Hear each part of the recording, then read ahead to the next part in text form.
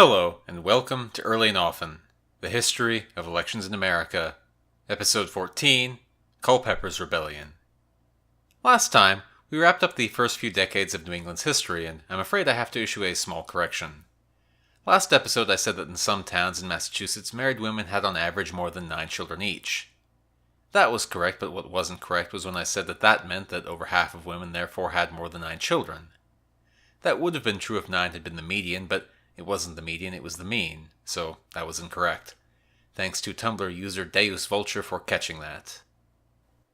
Today, I'm going to begin a new set of episodes, this time about the Restoration colonies, which were created in the years after the English Civil War. That includes the middle colonies of New York, New Jersey, Pennsylvania, and Delaware, which were formed out of the Dutch colony of New Netherland after its capture by the English. And it also includes North and South Carolina, which were founded together as a single colony. That'll be my topic for the next 2 episodes. Well, this episode will focus on North Carolina, and the next one will focus on South Carolina. From the start, the two were governed separately, even though they were technically part of the same colony. They wouldn't be formally divided until the 1700s, but I'm just going to call them North and South Carolina, for convenience's sake. So, we begin in 1660. With Charles securely on his throne, England was finally escaping the uncertainty of the last 2 decades. Policymakers had space to look at the future and to look abroad. We've already seen how they accepted the Chesapeake colonies in New England back into the fold. They also took care to strengthen the mercantile system in order to more tightly bind the colonies to England. Beginning in 1651 under Cromwell, but especially in the 1660s under Charles II, Parliament passed a series of so-called Navigation Acts. The Navigation Act said that England's various colonies were only permitted to trade with England itself and not with anyone else, for instance the Dutch and New Netherland. And shipping had to be done on English vessels. Another act in the 1670s put a tariff on the export of tobacco. Needless to say, these policies were very unpopular in the colonies since they were paying more in order to benefit others. But England didn't just want to tighten control over its current possessions. Expansion was a goal as well. The king owed a lot of money and a lot of favors, and land in the New World would be a good way to pay down his debts without actually spending much money. Certainly they coveted New Netherland, which separated their current colonies. But they also wanted to press south from the Chesapeake into what is now North and South Carolina. The failed colony of Roanoke had been located in North Carolina, but the region was still mostly uncolonized by Europeans.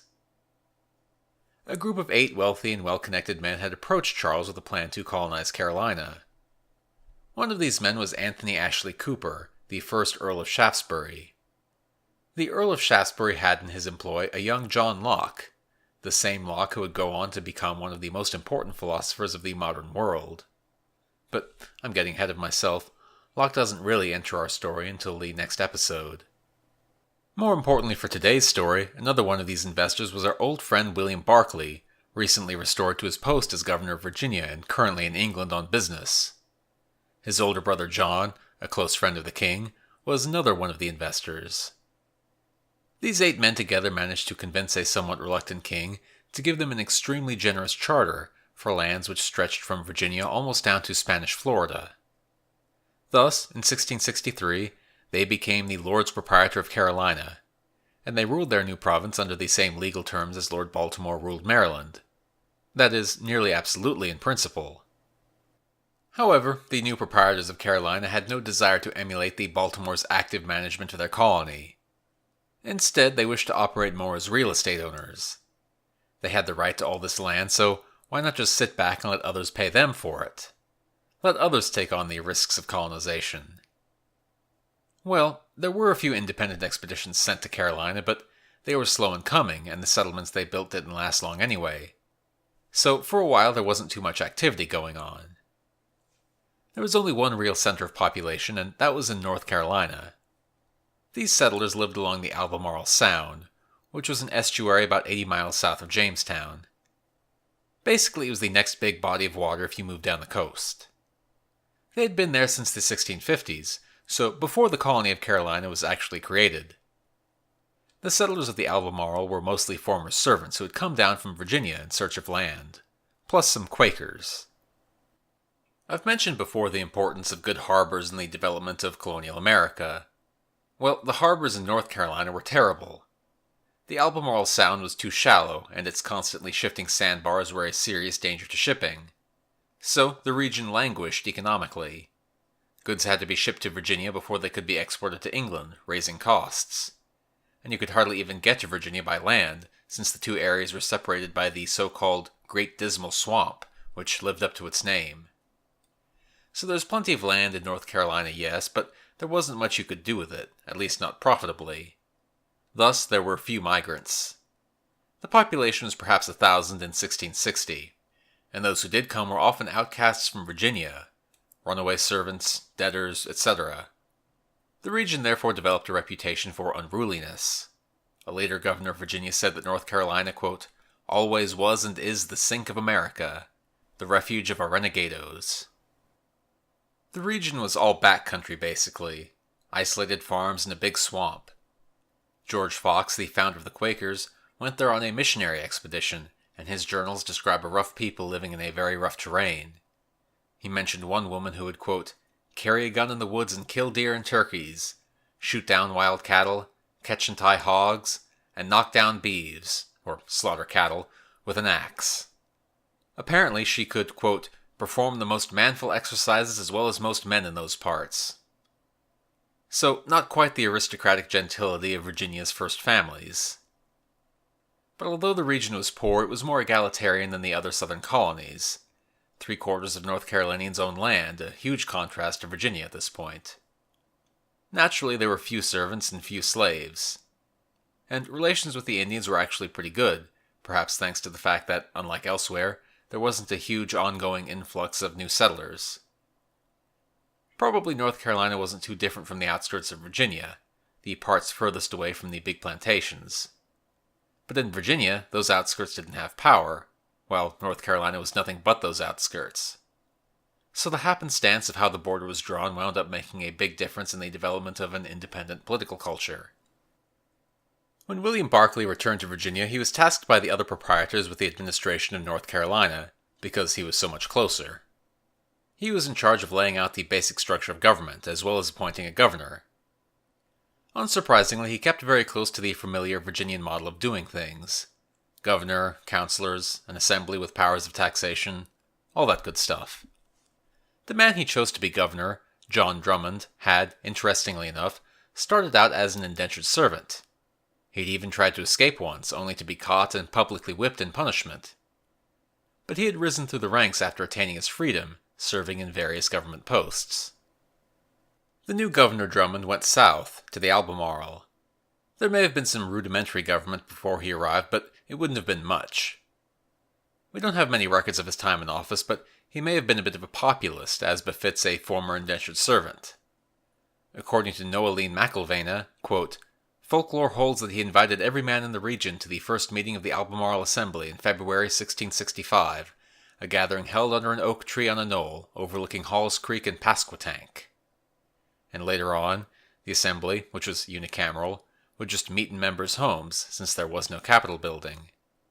And courts were sometimes simply held in taverns as well. You won't be surprised to hear that North Carolina had a quite different political culture than in the Chesapeake, despite their common origins. There were no big planters to appease, so the laws reflected the interests of smaller freeholders. For instance, a law was passed limiting the size of plantations to no more than 660 acres, to prevent the formation of large estates like in Virginia. Another law was passed protecting debtors, who were, after all, common in the province. Laws ultimately had to be approved by the proprietors, but in general the assembly did its own thing with little outside interference. However, the greater availability of land and the greater political openness weren't enough to overcome the Albemarle's considerable economic disadvantages, and the colony showed no signs of growth, dashing the hopes of the Lords Proprietor. And after a few years, Drummond and Barclay had a falling out. Barclay removed him from office, and Drummond returned to Virginia. Barclay's next choice for governor, Samuel Stevens, had actually been born in Virginia in the early 1620s, but he had even worse luck. He died suddenly in 1670, and his wife quickly remarried to Governor Barclay. Barclay was losing his interest in Carolina, so instead of appointing a third governor, He just let the assembly there nominate an acting governor instead. The proprietors other than Berkeley were also losing their interest in the Albemarle. I'll discuss this more next episode, but it was around this time that the proprietors decided to take a more active role in the colonization of South Carolina. Their hopes that others would do the hard work for them hadn't panned out, and so they decided to fund a new settlement on their own. The South was starting to seem more promising than the North. They also wrote, with the help of John Locke, a new, very elaborate constitution for Carolina. This constitution technically applied to the Albemarle, but in practice it never went into effect there. It also never really went into effect in the South, but I'll talk about that next time. The whole thing was basically suspended indefinitely, since it was far too complex to be workable in such a small society. So without a formal constitution in place, North Carolina's government was authorized instead by various sets of instructions sent over by the Lords Proprietor. But those instructions left a lot of gaps, since they were dealing with specific issues here and there, rather than laying out broad principles of government. So basically, they were constitutionally winging it. But here's how things worked in general, at least at the start. There was a governor at the top, of course. In principle, he would be chosen by the proprietors, but in the event of a vacancy, the council could appoint an acting governor, which happened often enough. Below the governor was the council. Some of the councilors were appointed by the governor, while others were appointed by the elected assemblymen, which gave the people a somewhat larger share in the higher levels of government than elsewhere in the South at the time. Like in the early days of Virginia, the councilmen were necessarily fairly close to the people of the colony, and not in a social class of their own. Below the council were the elected delegates to the assembly. North Carolina was divided into 4 regions, each of which could elect 4 representatives to the assembly. A few other minor posts like constable were elected as well, although there were no local governments yet, since there was no need. All freemen could vote, not just those who owned land, and it's unclear whether voting was by ballot or not. So overall not too complicated, though perhaps more complicated than you'd expect for such a small colony. There were serious weaknesses, however. Most especially, the procedures for selecting new governors were seriously confused. These sorts of ambiguities helped turn a rivalry between 2 factions into a small, bloodless rebellion, which broke out almost exactly at the same time as both Bacon's Rebellion and King Philip's War. The narrative of Culpeper's rebellion is rather confused. The 2 main accounts I've seen differ substantially, but I'll try to synthesize everything as best I can. Just know that these sources are a bit thin and that they require some guesswork to turn into a narrative. I mentioned that the English government was starting to more strongly enforce the mercantile system. The colonies could now trade only with England and only on English ships, plus they had to pay more in taxes.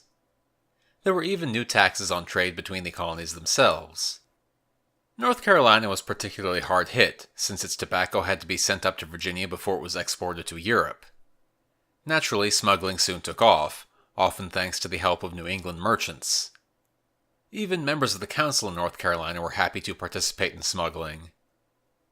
But in general, the colonists were concerned, and not just about the Navigation Acts. They were worried about taxes. They were worried that the Lords Proprietor would take a more active hand in governing the region. They were worried about falling back under the dominion of Virginia. Basically, they were worried. But for a few years, nothing much came of those worries. Smuggling had allowed them to avoid the cost of the Navigation Acts, and in any case, no one had cared enough about North Carolina to bother enforcing the new rules. No one had really asked them to collect customs, and so the government just hadn't. But finally, word came down to the acting governor, John Jenkins, that the Albemarle had to shape up and start enforcing the law. So Jenkins appointed some men to collect the revenue, including one guy with the excellent name Valentine Byrd. But neither Byrd nor anyone else actually bothered to do their job, and no money was raised. That maintained their popularity with the common folk at least. It seems like North Carolina was dividing into 2 factions. On the one side, you had most of the colonists in what might be called the anti-proprietary faction, which was opposed to the interest of the proprietors, and opposed to the enforcement of the Navigation Acts. That included men like Governor Jenkins, as well as John Culpeper himself, after whom the rebellion would be named, although he wasn't the main leader or anything. Culpeper was a surveyor from Barbados who had settled in South Carolina in 1670. He was a member of the assembly there, but he soon became disenchanted with the leadership in Charleston. After he helped lead a failed protest against the governor, he was stripped of all his land. So he headed north to the Albemarle and settled there instead. He continued his anti-authority streak by becoming one of the leaders of the anti-proprietary faction. On the other hand, you had a smaller number of men in the proprietary faction. They were led by a man named Thomas Eastchurch. The proprietary faction supported the collection of customs and the rights of the Lords Proprietor. I don't think that the proprietary faction loved the proprietors or anything. For instance, another leader of the faction, Thomas Miller, an Irish apothecary, called them, quote, turned fools or sots. It's just that the proprietary faction saw more benefit in sticking with the current arrangement. Plus, both men had personal grievances against a large number of their fellow colonists, which may have led them naturally into opposition. It's easy to look back at the struggles of the past and assume they were all about ideology, but personal quarrels could matter just as much, especially in such a small colony. In any case, in 1674, Jenkins's term as acting governor expired and he stepped down. The proprietors, busy with other affairs, neglected to name a replacement. Elections were held and Eastchurch, who became Speaker of the Assembly, took it upon himself to begin acting as governor, although he didn't actually become the acting governor, which would have required approval from the council, I believe. So, even though Eastchurch's authority was dubious already, he went well beyond just attending to routine administration. Not only did he begin enforcing the Navigation Acts and collecting customs, he also had the former governor, Jenkins, arrested on no particular charges. Naturally, this outraged the colonists, who began plotting among themselves about what to do. Pretty soon they broke former Governor Jenkins out of jail. The colonists then elected him Generalissime. He took command of the little rebellion, and together they took back control of the government from Eastchurch, who fled to England to complain. Okay, but let's take a step back. I called this a rebellion, but were they actually rebelling against the proprietary government? After all, Eastchurch appeared to be seriously overstepping his authority. Now, the legal situation here is complicated, but I'll try to explain it as best I can. As far as I can tell, the actual legal situation was this. There was no actual legal situation. North Carolina was technically under the authority of John Locke's fundamental constitutions, but those had been indefinitely suspended in practice. And as we've already seen, the proprietors had been lax in doing things like making sure to appoint a governor or formally authorizing the assembly. As a result, the existence of any government at all in the Albemarle was of dubious legitimacy. Things went okay for a few years, since both the colonists and the proprietors were content to just keep things going the way they were before, but when that amity broke down, the constitutional problems suddenly became acute. Eastchurch had claimed the powers of the governor, but that was arbitrary. Even the assembly that had made him speaker had been elected under technically improper circumstances. Of course, Jenkins and his faction didn't have any real authority either. No one did, as best I can tell. They did claim popular support, which was true, although Carolina was no democracy. I guess if they'd wanted to, they could have claimed to be operating under a social contract in the absence of higher authority, like the Mayflower colonists, but that would have just moved the dispute to the realm of philosophy. But even if the anti-proprietary faction lacked real authority, it certainly had real power. After taking back the Albemarle, they then accused Eastchurch's associate Miller of treason and blasphemy for some anti-monarchical things he had said. Culpeper took him up to Virginia to stand trial, I guess since Berkeley was a proprietor, but this was right as Bacon's rebellion was breaking out. Governor Berkeley quickly acquitted Miller, who also left for England to join Eastchurch. By the way, John Drummond, the first governor of North Carolina, was still in Virginia at the time. He became one of Bacon's supporters, and after the rebellion was suppressed, he then became one of the 24 men old Governor Berkeley had executed. It was a very up-and-down career, I suppose. Anyway, while in England, Eastchurch and Miller met with the Lords Proprietor of Carolina and convinced them that they were in the right and that the anti-proprietary faction was in the wrong, which was probably not too difficult. The proprietors officially made Eastchurch governor and sent him back to Carolina. But while he and Miller were sailing back, they stopped at the island of Nevis in the Caribbean. There, Eastchurch quickly met and married a widow with a, quote, considerable fortune. Eastchurch suddenly found that he had better things to do than try to run a dirt-poor, marginal colony where most people hated his guts, and so he deputized Miller to go and govern North Carolina in his stead, although this was an illegal appointment since the council had to approve acting governors when the real governor was absent. So again, North Carolina lacked proper authority. But when Miller arrived in the Albemarle, he nevertheless summoned the current assembly to notify them that he was now acting governor, and then he dismissed the assembly and refused to recall them. He began running things on his own, appointing his friends to various offices and fining people for violations of the Navigation Acts. He had his opponents convicted on various charges without proper trials, and when he called for new elections to the assembly, he used those convictions to disqualify his enemies from holding office, as well as making other alterations to electoral procedures which had no basis in law. So when the elections were held, the colonists ignored Miller's changes and just elected anti-proprietary men anyway. However, Miller only counted those votes that had been cast according to his new rules, and so he declared his faction to be the victors regardless. In response to these outrages, the settlers once again began meeting in secret to figure out how to get rid of Miller, this time partly under the leadership of John Culpeper. The rebels soon captured Miller yet again, along with his top officials.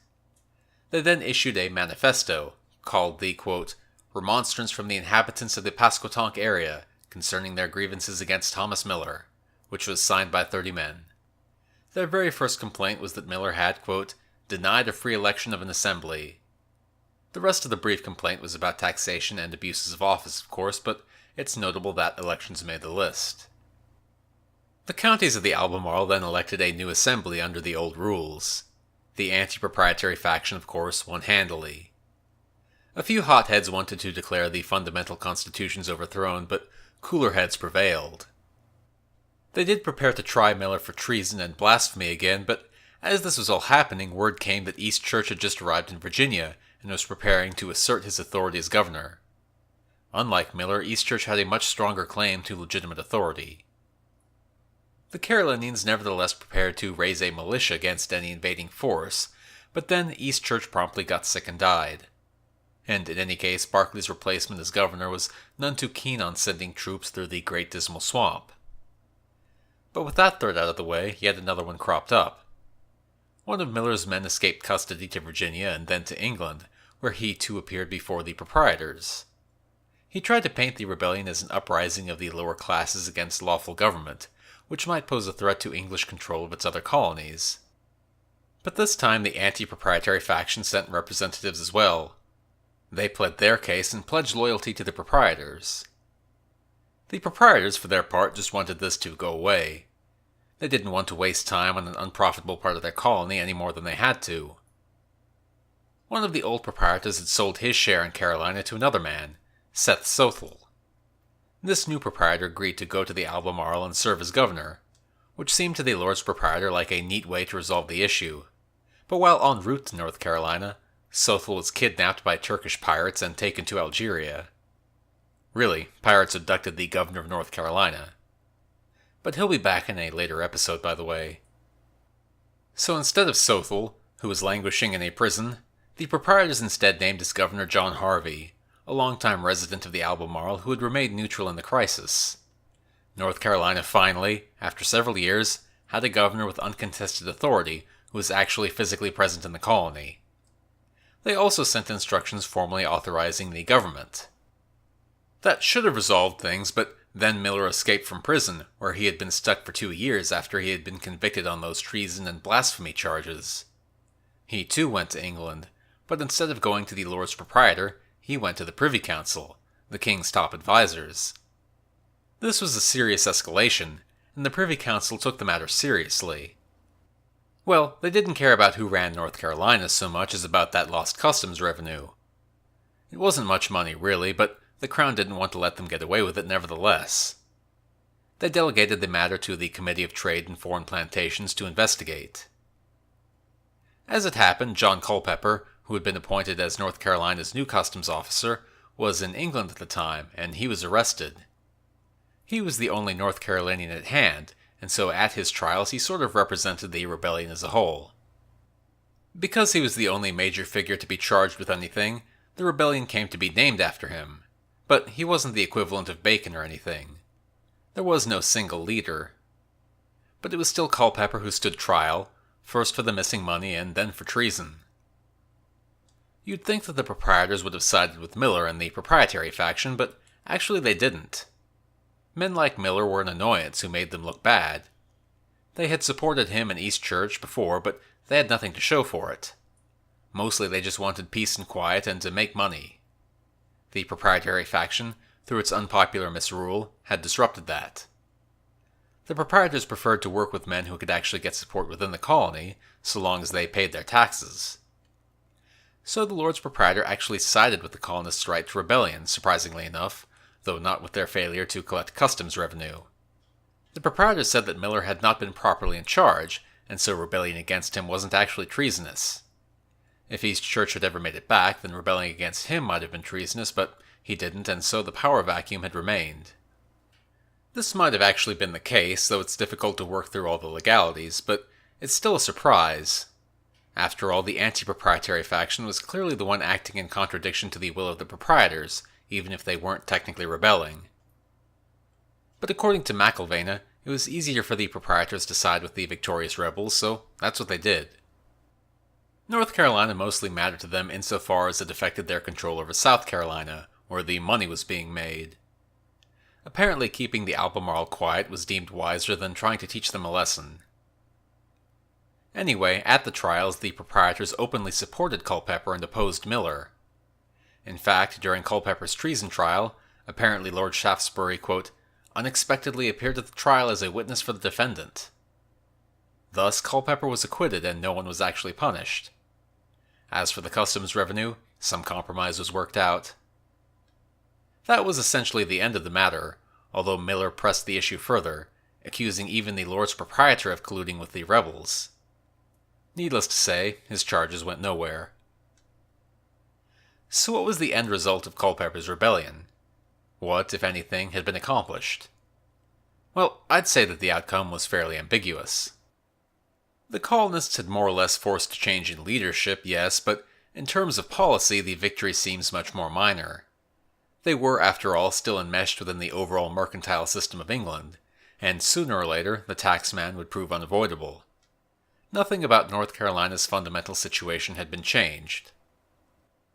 That being said, a certain degree of restlessness in the colony was perhaps useful, since it showed that the North Carolinians weren't just pushovers. Their interests had to be taken into consideration, otherwise they could cause considerable annoyance. Culpeper's rebellion reminds me in particular of the thrusting out of Governor Harvey back in the 1630s in Virginia. In both cases there was an ambiguous legal situation with two sides both claiming to be the proper government. In both cases a widely hated governor was ousted in a quick armed coup by the men of the region. That little uprising helped the Virginians win back their assembly, but it wasn't a revolution or anything. When you compare the thrusting out of Governor Harvey and Culpeper's rebellion to Bacon's rebellion, though, you can see why the bloodthirstiness of William Berkeley was rather shocking to contemporaries. Obviously, minor rebellions weren't that uncommon. I wouldn't go so far as to say that they were an accepted part of government or anything, but they were clearly a somewhat regular occurrence. The colonists, since they had only a limited say in government, would therefore have to go outside the law to get their grievances taken seriously.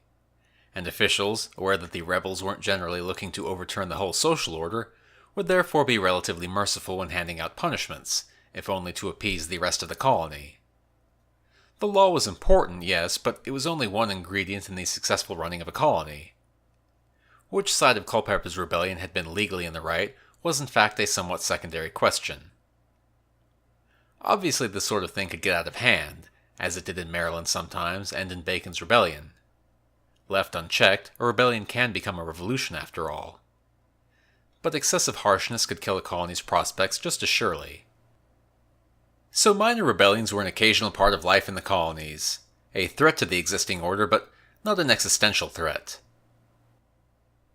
Next episode will continue the story of the Carolinas, jumping down south to the new settlement of Charleston, plus a look at the life of the English philosopher John Locke and his impact on the American colonies. So join me next time on Early and Often, the history of elections in America. If you like the podcast, please rate it on iTunes. You can also keep track of Early and Often on Twitter at EarlyOftenPod, or read transcripts of every episode of the blog at earlyandoftenpodcast.wordpress.com. Thanks for listening.